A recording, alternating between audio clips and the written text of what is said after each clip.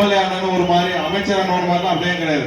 என்னைக்கு ஒரே மாதிரிதான் இருப்போம். உங்க கூட தான் மக்களுக்கு என்ன தேவையோ அது கடைசி வரைக்கும் உங்க கூட வந்து நிறைவேற்றோம். வர்றப்ப எல்லாம் நிறைய சொன்னாங்க, எல்லாத்தையும் கேட்டு வச்சுக்கிட்டோம். எல்லாம் தெரியும் இங்க என்ன பிரச்சனை இருக்கு, கழிவுநீர் பிரச்சனை இருக்கு, எல்லாம் தெரியும்.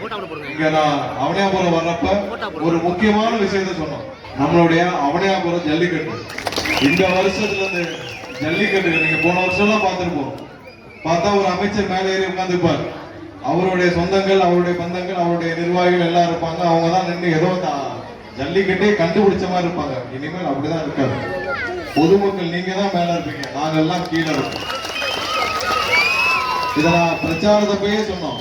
முதலாவதா இனிமேல் வந்து எந்த ஜல்லிக்கட்டுலயும் இந்த அமைச்சர்கள் மேலே ஏறி நிற்கிறது, அவங்கதான் குடும்பத்தினர் மேலே ஏறி நின்றுக்கிறது, அந்த பகுதி மக்கள் உள்ளே வர முடியாம வெளியே நின்று எட்டி பார்க்கலாம் இருக்காது. முதல் முக்கியத்துவம் இங்க இருக்கிற பெரியவர்கள், நீங்களே ஒரு கமிட்டி ஃபார்ம் பண்ணி சொல்லுங்க. நீங்க தான் மேல இருந்து துவங்கி வைக்கிறதான அரசுல இருந்து கலெக்டர் எல்லாம் துவங்கி வைக்கட்டும். மேல இருந்து பாக்குறது நீங்க தான். நாங்க ஓரமா நின்று எப்படி உங்களுக்கான வேலைகளை மட்டுமே செய்ய இருக்கோமோ அதே மாதிரி வேலையை மட்டும் செஞ்சுட்டு இதே மாதிரிதான் எல்லா ஜல்லிக்கட்டும் நடக்க போதும். எங்கேயுமே மேல நின்று நாங்க வந்து ஏதோ இந்த அமைச்சர்கள் போன வருஷம் நாங்க எல்லாம் பார்ப்போம் டிவில எல்லாம் எப்படி இருப்பாங்கன்னு. அந்த பகுதியில் அவனியாபுரம் ஜல்லிக்கட்டா அவனியாபுரம் மக்களே உள்ள இருக்க மாட்டாங்க, யாரும் வந்து நடத்திட்டு இருப்பாங்க. அப்படிலாம் இருக்காது. எந்த பாகுபாடும் இல்லாமல் மக்களுக்கான ஜல்லிக்கட்டா இருக்கும். அதுல எந்த பாகுபாடு, எந்த ஜாதி பாகுபாடு, எந்த மத பாகுபாடு, எல்லாருக்குமான வாய்ப்புகளா இருக்கும். ஜல்லிக்கட்டு நம்மளுடைய பாரம்பரிய நிகழ்ச்சி, நம்மளுடைய பாரம்பரிய விழா. அது அப்படிதான் இருக்கும். அந்த வாக்குறுதியை முதலே சொல்லியிருந்தோம், அதை கண்டிப்பா செய்வோம். அப்படிதான் எல்லா இடத்துலயும் சுதந்திரமா நடக்கும். அதுலயே நிறைய லாபி இல்லையா? ஜல்லிக்கட்டு நடந்ததே ஒரு பெரிய லாபி. அந்த அமைச்சர் சொன்னாதான், மூர்த்தி சொன்னாதான் ஜல்லிக்கட்டு. மூர்த்தி சொல்ற நடப்படிதான் நடக்கும். அப்படிலாம் இல்ல. இனிமேல் அரசு சார்பா எடுக்கும்போது மக்கள் எப்படி சொல்றாங்களோ அப்படிதான் நடக்கும். எந்த மூர்த்தியும் உருவாக மாட்டார்கள். இனிமேல் எந்த கட்சியிலும் மூர்த்தியும் இருக்க மாட்டாங்க. இதே மாதிரி நம்ம கட்சியிலும் அந்த மாதிரி யாரும் செயல்பட மாட்டாங்க. உங்களுக்காக தான் இப்ப எப்படி இருக்குமோ அப்படிதான் 50 வருஷம் நினைச்சிருப்போம். இப்படி இருக்க மாதிரிதான் எங்களோட நிர்வாகிகள் கடைசி வரைக்கும் இருப்பாங்க. நாளைக்கு உள்ளாட்சி தேர்தல் வரும், எங்க நிர்வாகிகள் தான் கவுன்சிலர் வருவாங்க. உங்க கூட இருந்து, உங்க கூட களத்துல இருந்து இவங்க தான் வேலை பார்ப்பாங்க. இதுக்கு மேல கவுன்சிலர் யாரும் பார்த்திருக்கீங்க? என்ன பாக்கலையா? யார் ஏரியா பக்கம் வந்திருக்காரு? கவுன்சிலர் எல்லாம் ஏரியா பக்கம் வந்திருக்காரு. நான் போன தடவை ஒரு இடத்துல பேசுறப்ப சொன்னேன், என்னாச்சு போன தடவை பேசுறப்ப சொன்னேன், கவுன்சிலர்ல 20 கோடி 30 கோடி கொள்ளையடிச்சாங்க. உடனே பயங்கர கோபமா எங்களை பார்த்து கொள்ளையடிச்சேன்னு சொல்ல மாட்டோம். உண்மையை தான் சொன்னேன். ஏதாவது போய் சொன்னா தைரியம் இருக்கா? உங்க கவுன்சிலர் எல்லாம் திமுக கவுன்சிலர் லிஸ்ட் போடு.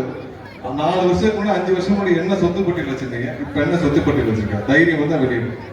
எவ்வளவு சொத்து, எத்தனை கோடி வாங்கி சொத்து வாங்கியிருக்கீங்க நீங்க வெளியிடு. தைரியம் வந்தா வெளியிடுப்பாங்க. உண்மையை தானே சொன்னோம். மக்களுடைய பணத்தை ஒவ்வொரு கவுன்சிலரும் 10 கோடி 20 கோடி 30 கோடி 40 கோடி கொள்ளையடிச்சீங்கன்னா, கொள்ளையடிச்சோம்னா சொல்லுவோம், கொள்ளையடிச்சீங்கன்னு சொல்லுவோம். கண்டிப்பா அதுக்கான என்ன தண்டனையோ, நீங்க தப்பு செஞ்சுட்டா அது ப்ராப்பர்ட்டி டாக்ஸ்ல மாநகராட்சியில எவ்வளவு ஊழல் நடந்துச்சுன்னு தெரியும். விரிவா விசாரிக்கப்படும். விசாரிச்சு யார் தவறு செஞ்சாலும் கண்டிப்பா 100% நடவடிக்கை எடுக்கணும். மக்களுடைய சொத்தை யாரு திருடினாலும் நடவடிக்கை எடுக்கணும். இத்தனை 4 வாரம் அமைச்சரவை ஆயிடுச்சு. தலைவர் அண்ணன் விஜய் வந்து முதலமைச்சராகி 4 வாரம், இது 5வது வாரம் ஆயிடுச்சு.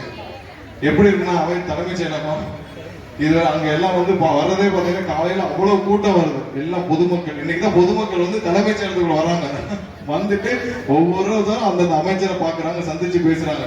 இதுக்கு முன்னாடி தலைமைச் செயலகத்துக்கு போய் நம்ம தான் கவுன்சிலரே பார்க்கலையா, பிறகு அமைச்சரை பார்க்க முடியும். அப்படி இருந்த சூழ்நிலை மாறிடுச்சு. 9:30 மணிக்கு வந்துடுறாரு அண்ணன் விஜய் முதலமைச்சர். 9:30 மணிக்கு வரவர் மதிய சாப்பாடு அங்கதான். இது வரைக்கும் முன்னெல்லாம் தலைமைச் செயலகத்தில் யாராவது வந்தாங்கன்னா காலையில வந்துட்டு ஒரு மணி நேரம் இருந்துட்டு ஏதாவது நிகழ்ச்சி ரிப்பன் கட் பண்ணிட்டு நிகழ்ச்சியை முடிச்சுட்டு கிளம்பிடுவாங்க. அப்புறம் வீட்டுல அவங்களோட சொந்தம் பந்தம் அண்ணன் தம்பி இல்ல மகன் மருமக அப்படிதான் வந்து ஆட்சியை அப்படிதான் மேனேஜ் பண்ணிட்டு. ஆனா இப்ப அப்படிலாம் இல்லை. 100% மக்களுக்காக ஒவ்வொரு நேரமும் பாடுபட்டு இருக்கிறார். கண்டிப்பா நாங்களும் அப்படிதான் வேலை பார்ப்போம். அடுத்த வாரம் உள்ளாட்சி தேர்தலே எங்களுடைய மக்கள், எங்களுடைய நிர்வாகிகள் உங்களுக்காக வந்து நிற்பாங்க, உங்களுக்காக களத்தில் வந்து நிற்பாங்க. கண்டிப்பா எல்லா வேலைகளையும் உங்களுக்காக செய்வோம். மீண்டும் நீங்க எல்லாம் வாக்களிச்ச உங்க அனைவருக்கும் என்னுடைய நன்றியை தெரிவிச்சுக்கிறேன். செய்ய வேண்டிய வேலைகள் நிறைய இருக்கு.